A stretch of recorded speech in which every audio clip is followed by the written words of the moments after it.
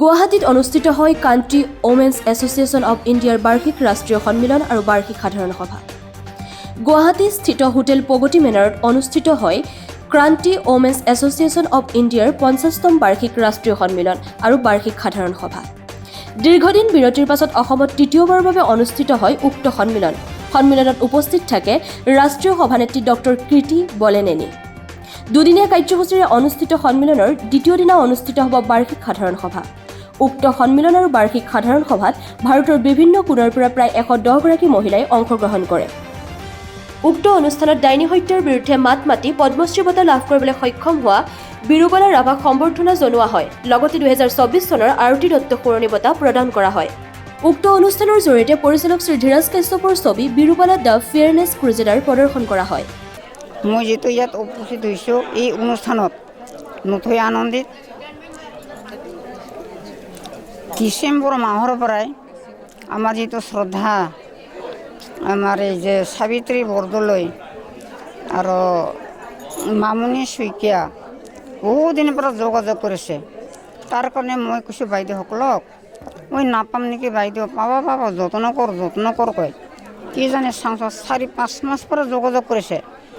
আজি কিবা ভাগ্যত আজি মই যিটো চিকিৎসালয়ৰ পৰা আজি ইয়াত আহি গ'ল, তাৰ কাৰণে মই সকলোকে মই আপোনালোকৰ শ্ৰদ্ধা জনাইছোঁ। কাৰণ মোৰ যিটো জন্ম ঠাকুৰবিলাতে জন্মগ্ৰহণ, ঠাকুৰবিলাতে মোৰ বিয়া ১৯৪৯ মোৰ জন্মটো, ১৯৮৪ চনত বিয়া। তাৰপিছত লাহে লাহে যে এই যে ডাইনী অৱহিত কৰাবিলাকতো মই সৰুৰে পৰা দেখি আহিছোঁ। তথাপিও মই ইমানখিনি ৰাইজৰ লগত প্ৰতিবাদ কৰা নাছিল। কাৰণ যিহেতু মোৰ ঘৰতে এইটো যে ধৰ্মেশ্বৰ ৰাভা যিহেতু পগলা হ'ল, মানসিক হিচাপে আমি চিকিৎসা কৰি নাপালোঁ। কাৰণ আগতো মানে যান বাহন নাই, অসুবিধা আৰু ডাক্তৰ চিকিৎসক ওচৰতো নাই। এইকাৰণে আমাৰ একদম ল'ৰাটো মানে মই একে অৱবাদ কৰি পেলালোঁ। এতিয়াও আছে শ্বিলঙত। কিন্তু হঠাৎ মইতো ১৯৮৫ চনৰ পৰা যিটো কাম কৰি আছোঁ ঠাকুৰবিলা মহিলা সমিতিত, ১৯৯১ চনৰ পৰা মই যিটো আঞ্চলিক বৰঝাৰা এৰিয়া কাম কৰিছোঁ, তাৰ পৰা মই লাহে লাহে জানিলোঁ যে সেই আমাৰ যিটো পগলা হ'ল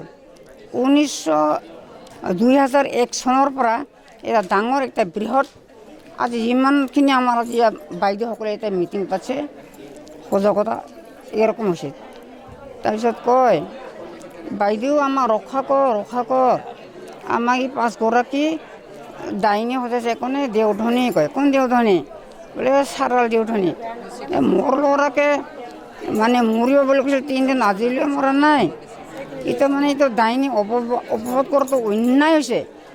মই সৰুৰে পৰা যিটো দেখি আছোঁ এই যে ডাইনী বোলে হত্যা কৰে, এইটো ডাইনী বোলে হত্যা কৰে মানে নাৰী হত্যা। এই নাৰী হত্যা প্ৰতিবাদ কৰাত মই অকলে মানে যুঁজ দিছোঁ। কিয়? নিজৰ জীৱনকে পাহৰি মই আনৰ জীৱন মই বচাই ৰাখিছোঁ। এছ'চিয়েশ্যন অফ ইণ্ডিয়া এইটো এটা নেশ্যনেল আমাৰ অৰ্গেনাইজেশ্যন হয়। এইটো 50th জেনেৰেল মিটিং এণ্ড কনফাৰেঞ্চখন আজি গুৱাহাটীত অনুষ্ঠিত হৈছে। আমি বহুতেই সুখী আৰু এয়া আমাৰ নেশ্যনেল কনফাৰেঞ্চত দেশৰ বিভিন্ন ঠাইৰ পৰা কৰ্ণাটক, উৰিষ্যা, ৱেষ্ট বেংগল আৰু বহুত তামিলনাডু সকলো ঠাইৰ পৰাই মানুহ আহিছে। গতিকে আমি গুৱাহাটীৰ আমাৰ যিটো ইউনিট আমি বহুত গৌৰৱান্বিত আৰু আমি মহিলা আৰু ল'ৰা ছোৱালীৰ হকে কাম কৰোঁ। প্ৰত্যেক বছৰে আমাৰ এটা থিম থাকে। এই বছৰৰ থিম হ'ল no' challenge for ভাইলেঞ্চ।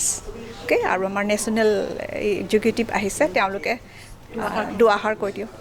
Thank U.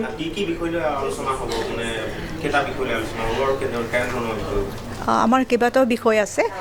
এতিয়া আমি আজি ইয়াতে বিৰুবালা ৰাভা সকলোৱে চিনি পায়, পদ্মশ্ৰী বিৰুবালা ৰাভা উইথ হাণ্টিঙৰ ওপৰত যি কয় পদ্মশ্ৰী এৱাৰ্ড পাইছিল, তেওঁক এতিয়া সন্মান জনোৱা হ'ব। আমি তেওঁক সন্মান জনাম। মহিলাৰ বিভিন্ন শিক্ষা ক্ষেত্ৰত, চাইক'লজি ক্ষেত্ৰত আৰু আমাৰ এইমছৰ পৰা আহিব ডক্টৰ লিমা জামেৰ। তেখেতে ক'ব যে বয়সস্থ মহিলাসকলে কেনেকৈ নিজৰ কেয়াৰ ল'ব, হেল্থৰ ওপৰত সেয়া আপোনালোক কিমান প্ৰতিনিধি আজি ইয়াত অংশগ্ৰহণ কৰিছে? আমাৰ 100ৰ ওপৰ হৈছে national organization, Country Women's Association of India, and most of the headquarters is in Kolkata, West Bengal, because the founder is from Kolkata. This is founded by Mrs. Aruti Dutt, and most of the units are from Northeast, your Assam. Should I name the units? Jorhat, Guwahati, mainly Tinsukia, Amguri, Margarita, Pandu Malegaon, Panjabari, Kamrup, Golaghat. Most of the units are from Assam, and we are taking care of the financier, the treasurers, the national secretary and vice president. They are from Kolkata. They are busy there. And what else do you want to know? সত্য বিশ্বাসৰ সততাৰে ৰাইজৰ স্বাৰ্থ north east news Assam.